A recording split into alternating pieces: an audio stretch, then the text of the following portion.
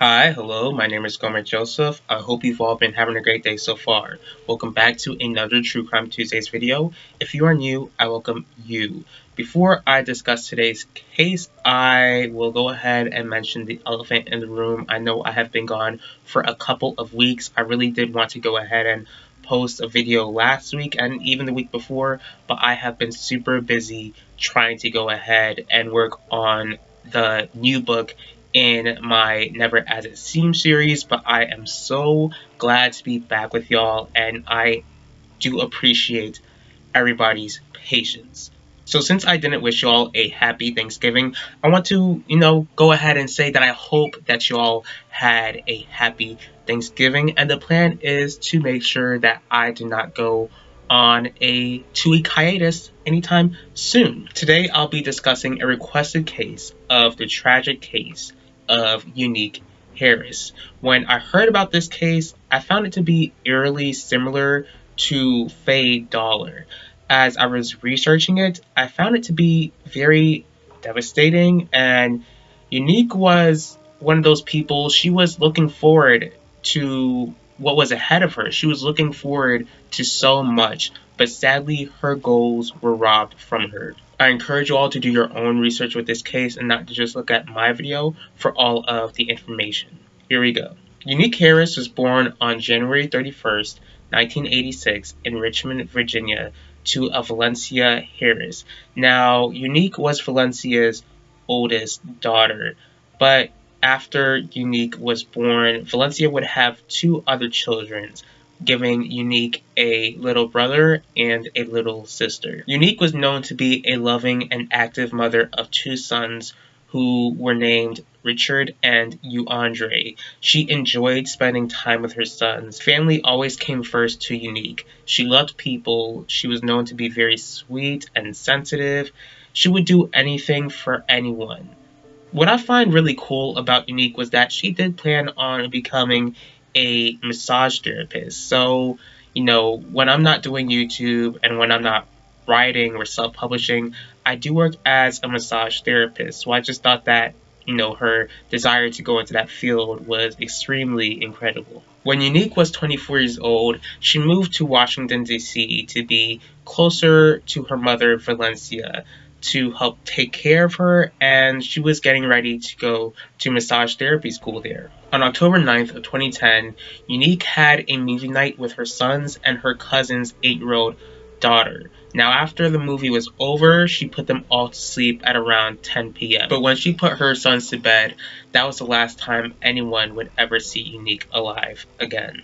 The following morning, Unique's sons and their cousin woke up, but Unique was nowhere in sight. Unique's sons, Richard and Andre, who were 5 and 3, they first stated that they did not hear or see anything since their mom put them to bed the other night. As for Unique's cousin's daughter, Talea, she did remember hearing a man's voice after Unique put them to bed, but she was unsure if it was some man in the house. She, pretty much assumed that this was a voice from a TV or from probably outside of the apartment that they were living in. Since Unique is nowhere in sight and these are children, and Talea is the oldest of all 3 of these children, she calls her mother, Tiffany, telling her mother that Unique isn't there. Tiffany tries to make sure that her daughter doesn't freak out and, just assumes that Unique was probably at a nearby store. Now, when Tiffany called Unique's phone, Unique was not answering. Tiffany would stay in constant contact with her daughter until she reached Unique's apartment, which she actually just moved into. And when Tiffany went inside of her cousin's apartment, Unique still hadn't come back. Seeing that Unique was nowhere to be seen, Tiffany called Unique's mother, Valencia, to inform her about everything that was going on. Now, Unique, she didn't have her own car, so they assumed that maybe she was having a hard time with bus transportation. Valencia's father and Unique's grandfather, Richard, took the boys to Valencia's place, but when he went to Unique's apartment to go ahead and get the boys, he found Unique's purse, which had her glasses inside. But the thing about Unique is that she honestly needed those glasses. Without those glasses, she could barely see anything. What was even more strange was that Unique's phone and keys were missing. So Richard notices all this and he pretty much thinks to himself, why would his granddaughter go anywhere else since she could barely see without her glasses? Most of all, Unique wouldn't have left her children alone, especially overnight, and she certainly wouldn't have gone anywhere without her glasses. She just physically wouldn't have been able to. So Richard calls his daughter Valencia and expressed how this situation wasn't looking good at all. Since everything seemed sketchy to Unique's family, the police were notified and eventually they began to investigate. When investigators were looking at the apartment, they found that there was no forced entry and that there was no sign of a struggle. Because of those findings, police felt like Unique was most likely taken by somebody that she knew. Now, the thing about Unique just moving to Washington, D.C., because she's been there for like a few weeks before she vanished, she didn't really move into a nice area. It was a pretty bad area to the point where several days before she vanished, she did witness a murder. Now, even though she witnessed this murder before she vanished, the police didn't really think that that was connected. They just couldn't find the evidence to connect the murder to the disappearance. Police would also look into Unique's boyfriend at the time and her ex-boyfriend, who was the father of her sons. But, the thing is that they both claimed that they were out of town. Not only that, but the two of them did agree to take a polygraph test. And after they took the, polygraph test, they actually passed. Now, since Unique is still missing, somebody has to take care of the boys. So the father of Unique's sons did get custody. He got full custody of the boys, but he would allow them to visit Unique's mother, Valencia, on a regular basis. In 2017, 7 years after Unique disappeared, her older son Richard, who has to be around 12 at this point, though he initially stated that he didn't see or hear anything the night that his mother disappeared, now here's my things about that. I would just assume that he had some sort of flashback from some sort of repressed memory. But, since he pretty much states that he remembers something about that night, he states how he remembers opening the door to see a man known as Iceberg. The thing that Unique's son Richard says about this Iceberg is that he states that his mother Unique was screaming at Iceberg to get out, and then he continued to hear more screaming. I'm going to go ahead and get back to Iceberg a bit later, but a year after Richard pretty much states this memory, in 2018, Unique, though she still hadn't been found after 8 years, she was legally pronounced dead, which I can imagine was extremely difficult for her family. In 2020, 10 years after Unique vanished, the police thought about the iceberg that Richard was referring to, and they were actually looking into this iceberg for a while. So Iceberg's real name was Isaac Moye. Here's the thing about Moye.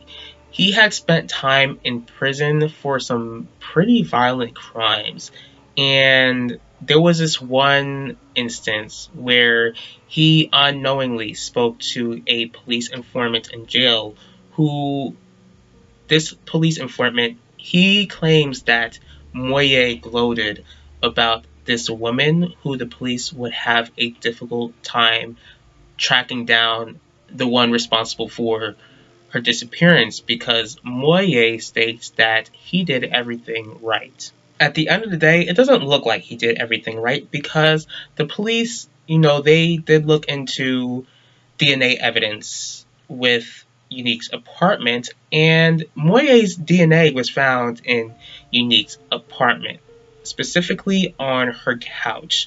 Now, over the years, once again, they were looking into Moye, and when the police were questioning him, Moye would tell them conflicting stories that would always seem to change about his supposed relationship with Unique. It's very funny that Moye claims that he had some sort of relationship with Unique, but Unique's older son Richard never remembered Moye coming over the apartment to hang out with her. Because of the DNA evidence and the alleged confession, Moye was arrested and charged with Unique's murder on December 19th, 2020. Ever since he was arrested and charged, Moye has been claiming innocence, and he claimed that Unique was still alive, but that she just decided to run off.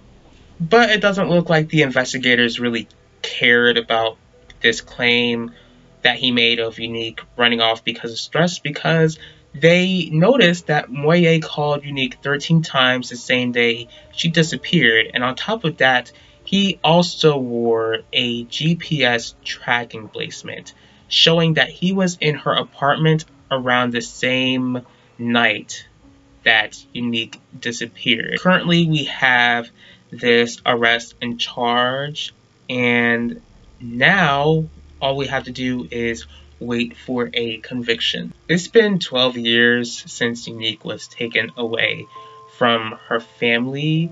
By the looks of it, plenty of evidence indicates that Moye was responsible for it. My prayer is that he would have no peace so that he could share with Unique's family what he did to her so that they could give Unique a proper resting place. I also do pray for Unique's loved ones. The fact that she went missing is heartbreaking enough, but knowing that she's no longer alive and having no place to visit her grave must be frustrating. My prayer is that God would comfort them and that they would seek Him as they're still mourning the loss of Unique. I thank you all for taking the time in your day to watch this video. If you did like this video, please feel free to hit the like button. If you'd like to see more videos from me, please feel free to subscribe and click the bell to be notified about the next video. If there's a certain true crime case that you'd like me to cover, go ahead and let me know. I will see y'all for next True Crime Tuesdays, and I will talk to y'all later.